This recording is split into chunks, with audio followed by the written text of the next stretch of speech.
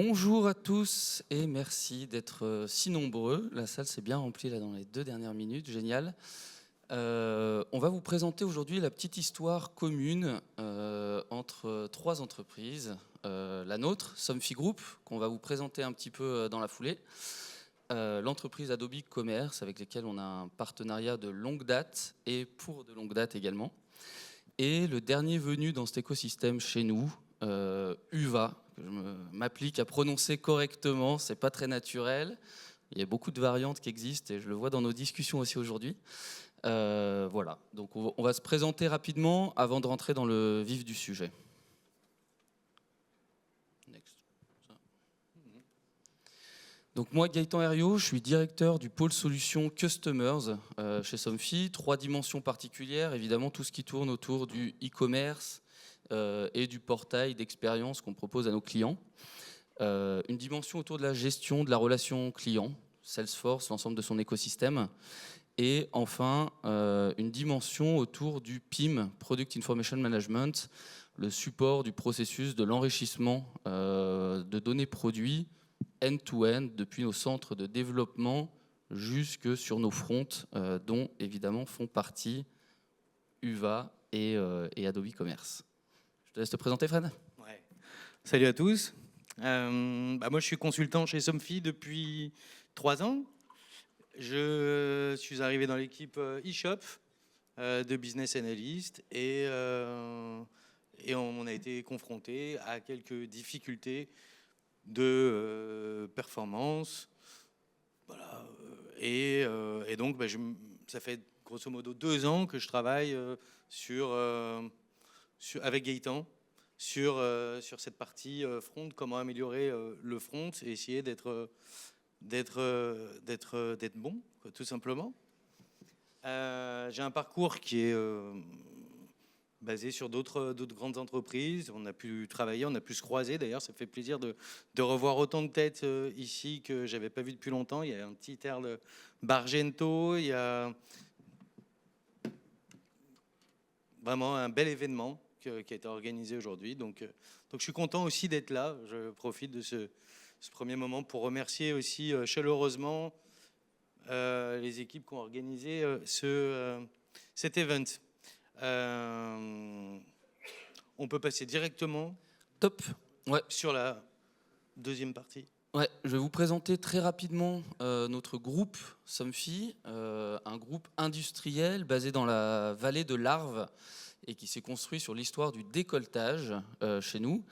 Le groupe fête ses 50 ans et plus. On est leader du marché mondial de l'automatisation des ouvertures pour les maisons, pour les bâtiments, au travers de solutions de motorisation.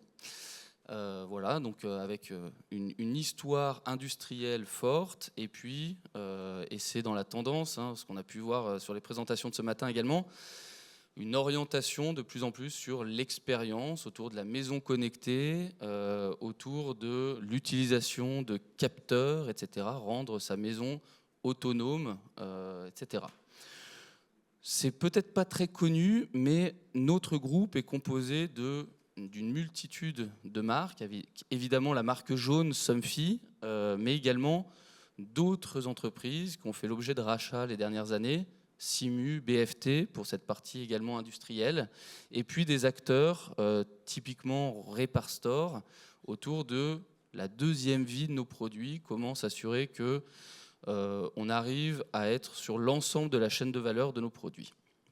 En quelques chiffres clés, notre groupe fait aujourd'hui, en 2024, à peu près 1,5 milliard de chiffre d'affaires. On est présent dans 62 pays. On a, en compilant un peu l'ensemble de nos marques, environ 120 filiales déployées sur le monde et 6500 employés. Je vais venir maintenant sur le sujet qui nous intéresse aujourd'hui, qui est notre retour d'expérience sur notre projet collaboratif et open source. Vous l'avez peut-être retenu, la petite vidéo d'introduction qui faisait l'introduction des météos Canal+ sur l'année 1993. C'était le reflet d'une conviction qui n'a pas changé côté Somfy, qui est que nos end-users sont nos premiers prescripteurs. Et que à cette époque-là, vos parents, vous-même, ou votre entourage ne connaissait rien aux microprocesseurs, etc. Mais on avait ce même type de pub à la télé pour Intel, et quand on allait à la Fnac, avoir ce petit autocollant sur le Dell, sur le HP, était vecteur de la qualité du produit que vous allez finir par acheter. Somfy, c'était un peu la même philosophie, et du coup, même si aujourd'hui notre business est composé à 80% de transactions en B2B ou B2B2C avec des installateurs, des experts, des industriels, de la grande distribution spécialisée, les Leroy Merlin, etc.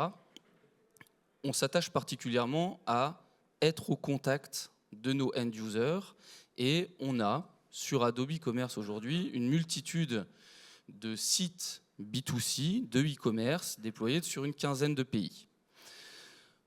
Un gros trigger de toute cette aventure avec UVA a été un sujet qui est arrivé par le bas, qui était un sujet de performance. Dans toutes les surveys qu'on faisait, c'était le sujet numéro 1. Vous avez un site qui est lent, etc. On a mixé ça avec un sujet plutôt d'opportunité autour de la nécessité de revoir notre image de marque à moindre frais, changer l'ensemble de nos PDP, PLP et les aligner avec la charte graphique moderne, etc. De Somfy. Et ça, c'est le début de l'histoire. Je vais laisser Frédéric la continuer. Yes. Ok. Donc en fait, ça a commencé en août. Déjà, est-ce qu'il y en a qui ont galéré avec Luma? Ceux qui ont galéré avec Luma peuvent lever la main. Ouais, c'est pas mal, c'est pas mal. Allez-y, n'ayez pas peur. Hein. Non? Non? Bon, on a tous galéré avec Luma. On a tous vu que c'était très compliqué, malgré le rachat par Adobe de la solution. On a eu quand même une grosse dette technique derrière, les knockouts et tout ce qui va bien. Et on a essayé, hein, on a tous essayé ici, je pense, les techs, de travailler sur du thème custom, sur essayer de créer autre chose. On a essayé d'autres solutions aussi. Et finalement, on est arrivé, on a vu cette solution, UVA, on va dire UVA finalement, c'est comme ça qu'on doit le prononcer, c'est ce qu'on s'est dit aujourd'hui. Et donc, on a poké la solution. Donc, ça s'est fait grâce au sponsoring de Gaëtan. Hein, là-dessus, ça n'aurait pas pu se faire sinon. Parce que, comme vous l'avez vu, Somfy, c'est quand même une grosse société, c'est un gros groupe, il y a pas mal de marques. C'est difficile de se mettre dans un coin en mode shadow et dire je vais tester un front qui vient de sortir, on ne sait même pas comment on le prononce. Au final, on a réussi. Désolé, il y a la partie là qui est jartée. Donc ça démarre en août 2023, le reste c'est à l'oral. Ouais, c'est parfait, ça me va bien. Non, c'est parfait, c'est volontaire. Donc en août 2023, ce qu'on a fait, c'était assez tôt hein, quand même, hein, mine de rien. On a regardé la faisabilité, la compatibilité des modules. On s'est rapproché soit de la communauté, de par notre ADN open source, des acteurs qui font l'open source depuis des années. Je ne vais pas tous les lister, mais je risque d'en oublier, mais il y en a beaucoup qui sont présents ici. Et notre intégrateur, évidemment, qui est Smile, avec qui on a regardé comment essayer de bosser dans un coin en shadow sur le checkout, puisque ce qui nous posait réellement problème, c'était le checkout. À partir de là, on a fait un petit comparatif. Finalement, on va lancer la vidéo et on va pouvoir voir un peu ce qu'on a fait tourner sur des portables, tout simplement. Donc c'est simple. À gauche, on a la pré-prod B2C américaine, thème Luma. À droite, on a le UVA Poké, pardon. Et donc là, on voit bien, on a vidé le cache, hein, histoire qu'il n'y ait pas de malentendu. Donc ancien design, le nouveau, tout va bien. On fait de la joue au panier, puis on va monitorer tout ça en conditions ISO. Et donc, déjà, on s'est dit, voilà, on ajoute un produit au panier, on regarde un peu ce que ça donne. Voilà. Ok, c'est parti, go. Proceed to checkout. Donc là, on a un petit chronomètre en bas, comme on peut le voir côté UVA. En 2 secondes, c'est déjà chargé, c'est magnifique. Qu'est-ce qui se passe chez Luma? Bah rien. Voilà. Ok, on a le temps de faire un café, appeler sa tante. Ouais, c'est sympa. Ok, on continue. Bref, 15 secondes. 15 secondes versus 2 secondes. Conditions réelles, sans trucage.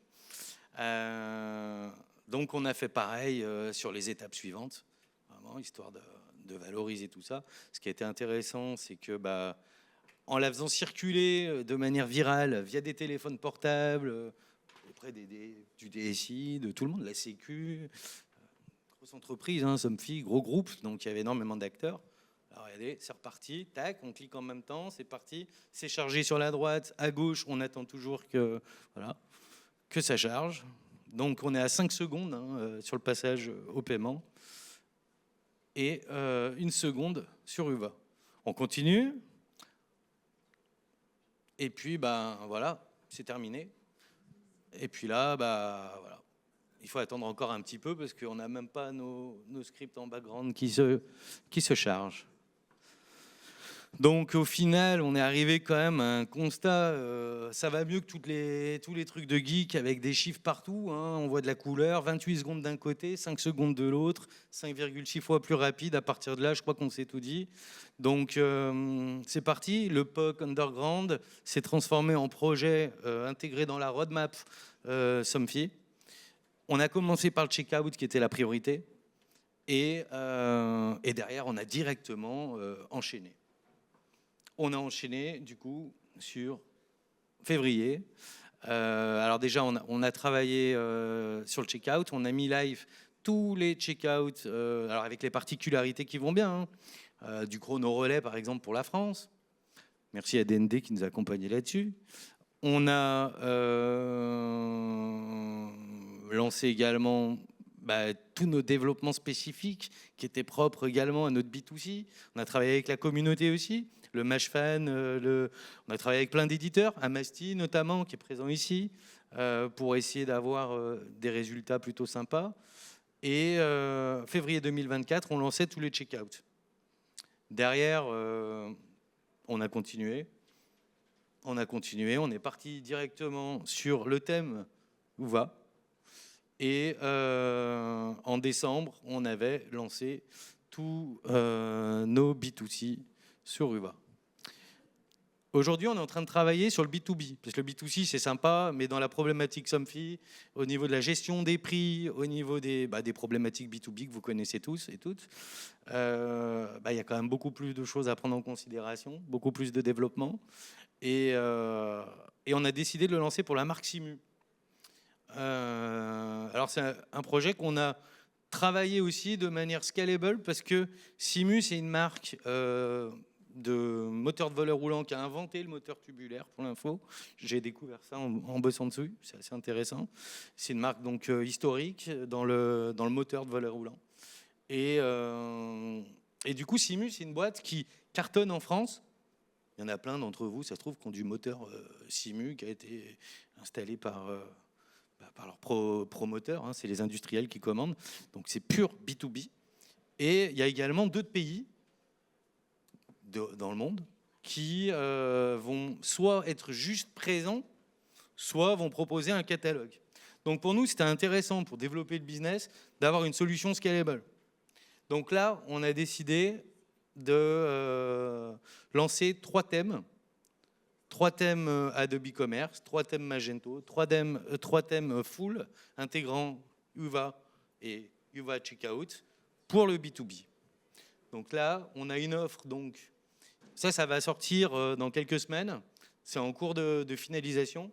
Donc on a une offre avec un one-pager, le premier thème. Donc ça, c'est la présence dans un pays. Ça veut dire que voilà, s'il y a personne pour gérer le site, on est quand même présent sur Internet avec des sites. Et je vais vous montrer après ce qu'on a réussi à mettre en œuvre pour pouvoir aider sur la partie contenu, traduction, etc. Vous verrez, c'est plutôt sympa. On a un thème qui est plus orienté au website, donc toutes les fonctionnalités d'un WordPress. Grosso modo, hein, c'était du WordPress avant, on a viré WordPress, on a tout mis sur Adobe e-commerce. Même si on ne fait pas du e-commerce sur les 2 premiers, eh bien, ils sont déjà prêts pour pouvoir bouger derrière sur le thème 3 qui est full, qui va être connecté au PIM, qui va être connecté à SAP, Salesforce, enfin toutes les interfaces sont présentes. Là, on est vraiment sur un shop avec toutes les fonctionnalités qu'on aime bien. SSO, etc. Donc voilà, le modèle c'est quoi? C'est qu'on peut passer du premier thème au 3e thème sans faire de rollout, sans avoir des coûts exorbitants sur de la recherche. On a un travail qui a été fait, je profite pour le saluer, par Mohamed, le BPO chez Somfy qui est présent là, qui a géré toute cette partie-là. Il y a un travail exceptionnel au niveau de la cohérence, aussi côté design. Et donc ça va sortir pour tous les pays, pour tous les groupes, sur une seule instance Adobe Commerce le mois prochain. On va revenir un peu sur les petits gains quand même du B2C, histoire de vous partager quelques chiffres clés. Il y a eu des sondages qui ont été envoyés auprès de nos clients. Alors au-delà du TCO, là on est en phase de build, donc le TCO, on verra un peu plus tard. Mais là, en tout cas, actuellement, sur 5704 feedbacks, on a 89,45% des feedbacks qui sont positifs au niveau de l'expérience d'achat. Et c'est surtout ce chiffre-là qui est indispensable, important, 91,41% de clients qui ont été satisfaits, qui ont trouvé que le check-out était rapide. Et ça, c'est bon, ça. Donc voilà, c'était des chiffres qu'on avait envie de vous partager. Voilà, celle-ci, elle n'a rien à faire là, on peut l'enlever. Celle-ci, elle est un peu mieux. Alors là, je vais vous présenter une petite fonctionnalité qu'on a développée, qui est plutôt sympa. On a plugué le back-office avec Azure AI. Azure AI Translation. On parlait juste avant sur les thèmes qu'on a développé, qu'il nous fallait des ressources en général, on le sait, pour administrer le back-office, gérer, lancer un site, même s'il est vitrine et qu'il n'a pas les fonctionnalités e-commerce, il va falloir quelqu'un derrière qui va venir contribuer, qui va venir mettre les trades, il va nous falloir des traducteurs. Donc nous, ce qu'on a fait, c'est qu'on a développé un module, une extension, désormais, pas encore avec l'App Builder, mais ça viendra, plugué en direct avec Azure AI Translation, qui nous permet donc de créer, dupliquer, traduire des blocs. Et ça fonctionne sur des pages, pour ceux qui ont l'habitude, mais je pense que tout le monde a l'habitude, sur des pages CMS ou sur des blocs de contenu. Donc, aussi simple que ça. J'ai un bloc, là, j'ai pris vraiment un petit bloc. On peut faire ça avec des images, avec des pages entières. L'objectif, c'est vous montrer les infos de la page de livraison. Là, j'ai mes websites, j'ai mes langues, j'ai juste à les cocher, je duplique, j'ai la possibilité de gérer ma clé d'URL. À partir de là, je choisis si je veux traduire ou pas. Voilà, bon, on va mettre un petit commentaire, histoire de bien l'identifier, parce qu'on fait mémuse. On va mettre nos clés d'URL, qui vont bien. Non, ça c'est vraiment super sympa, ça. C'est vraiment une fonctionnalité hyper intéressante, puisque avec cette fonctionnalité-là, aujourd'hui, on est en capacité de livrer des sites, mais très très vite, comme vous l'imaginez. Donc là, on duplique le tout, ça passe dans les tuyaux, c'est traduit par Azure, on a un petit message, success, on est content. Et donc, j'ai mes blocs dupliqués qui sont créés. Voilà. Avec ma clé d'URL personnalisée. Par contre, quand je n'ai pas de clé d'URL personnalisée, il va nous mettre un suffixe derrière, mais bon, voilà. Et si on fait un petit check, par exemple, voilà. Allons voir ce qui se passe. Voilà, ça a été traduit parfaitement en anglais. Bon. Donc là, j'ai mon bloc qui a été traduit, cette fois-ci, donc en suédois. Parfait. Donc ça, c'est une fonctionnalité qui nous fait gagner un temps fou, hein, finalement. On a développé également d'autres fonctionnalités, côté back, côté front. Et aujourd'hui, eh bien, si on passe sur la slide suivante, voilà. Aujourd'hui, on est focus sur 2 sujets côté Somfy. Continuer à déployer du UVA B2B, B2C et partir dans le cloud. Alors, ce ne sera pas le cloud en mode SaaS qui nous a été annoncé cette semaine, ces derniers jours et encore aujourd'hui. Néanmoins, pour nous, c'est une réelle opportunité aussi d'améliorer notre code. On a tous de la dette, il ne faut pas se mentir. On a tous de la dette technique. Le cloud, c'est une opportunité, pareil, de nettoyer notre dette technique et surtout, eh bien, de préparer encore la scalabilité. Tout en nous appuyant sur quelque chose qui nous tient à cœur. C'est ce mindset open source qu'on retrouve ici à Meet Magento. Merci beaucoup. Merci beaucoup à tous. Pour cette petite conférence interactive. Les questions, c'est maintenant. Questions de la salle. Vous levez la main, on vous apporte un micro. Si vous avez encore des questions pour nos intervenants, Frédéric, Gaëtan, n'hésitez pas.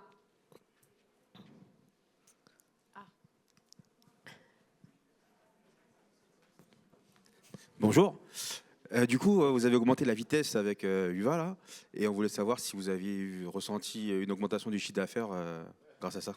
Ouais, par contre, on a pour consigne de ne pas partager les chiffres. Non, mais juste un... Mais en effet.